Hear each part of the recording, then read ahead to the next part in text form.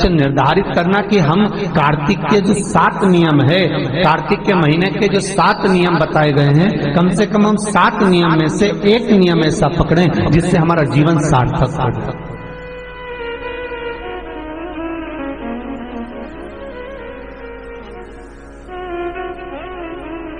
आप भले 7 नियम नहीं कर रहे कार्तिक के, भले एक नियम करो, पर वो नियम हमारा पूर्ण चलना चाहिए, उसकी नियम की पूर्णता पूर्ण होना चाहिए।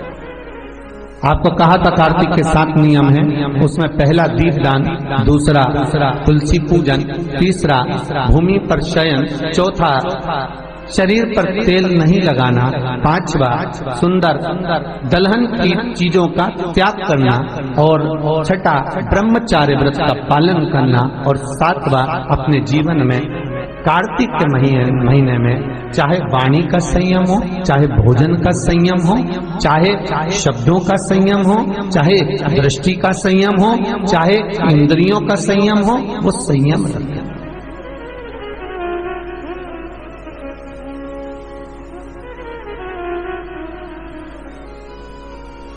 वो संयम धारण करना।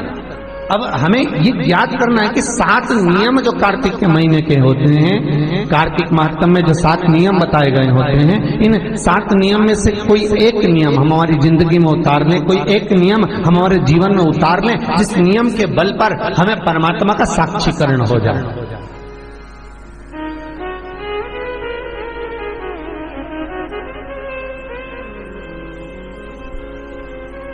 कोई एक नियम,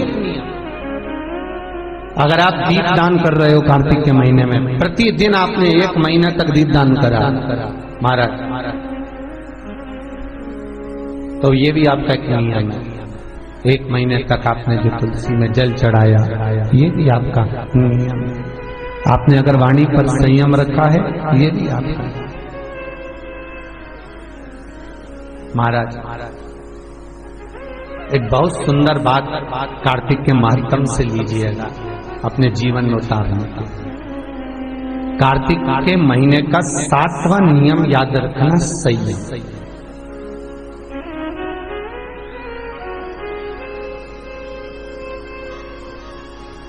किस समय पर किस चीज का संयम होना चाहिए, ये हमारा है कि भगवान नंदी पर उल्टे बैठे थे।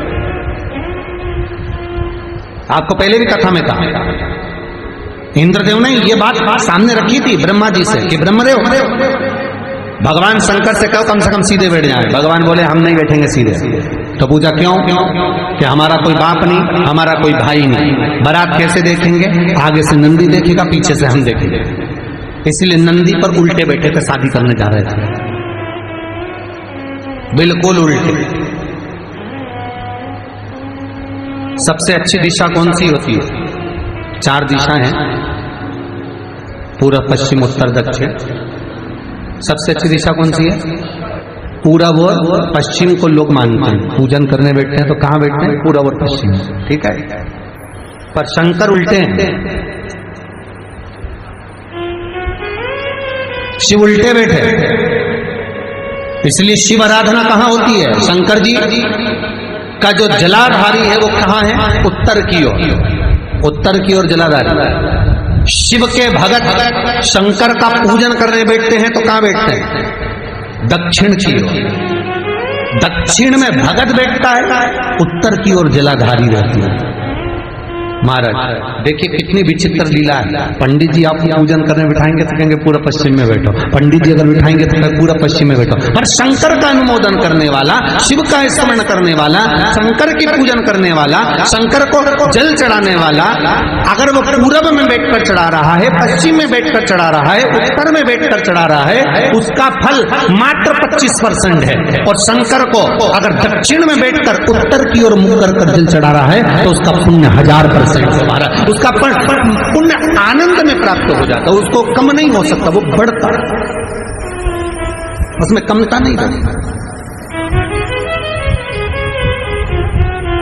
एक प्रैक्टिकल करके देखना, छोटा सा प्रैक्टिकल, छोटा सा है। मान लो किसी व्यक्ति को बहुत तेज बुखार आ रहा है, ठीक है, बहुत तेज बुखार है। कोई बच्चा है, कोई बड़ा है, उसको बहुत तेज बुखार आ रहा है, बहुत तेज। अब आज के जमाने में बुखार कोरोना के चक्कर में भी है, वो भी ध्यान रखना हो। पर मान लो किसी व्यक्ति को बुखार बहुत तेज आ रहा है और बच्चा तप भी बहुत रहा है, 1 लोटा पानी महाराज लेकर जाइए, उल्टे हाथ में उस कलश को रखिएगा, सीधे हाथ से उस कलश के ऊपर हाथ रखकर लेकर ऐसे कैसे ही मंदिर में चले जाओ शंकर जी के।